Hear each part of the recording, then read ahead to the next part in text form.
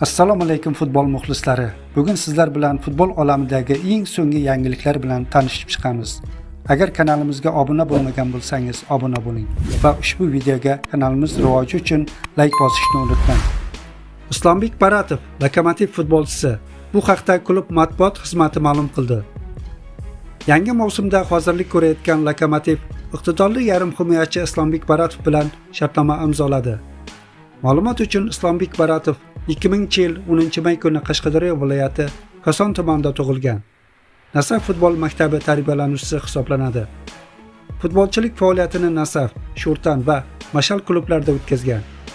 Baratov o'tgan mavsum muborakliklar safida Superligada 26 ta o'yinda maydonga tushib, 3 ta gol muallifi bo'ldi.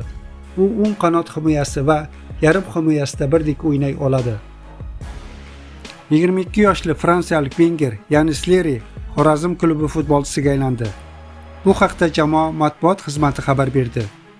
Ma'lum qilinishicha, futbolchi Urganch klubi safiga erkin agent maqomida qo'shilgan. Leri o'tgan mavsumni Ispaniya chempionatining 4-divizionida ishtirok etuvchi Logrones jamoasi tarkibida o'tkazgan. Leri avvalroq Fransiyaning o'smirlar 16 va o'smirlar 17 terma jamoalariga jalb etilgan. Ochiq manbalarga ko'ra, uning hozirgi bozor qiymati 50 ming yevroga baholanmoqda. Fransiyalik Wenger professional faoliyati davomida 78 ta uchrashuvda maydonga tushib, 21 ta gol urgan va 3 ta golli uzatmani amalga oshirgan.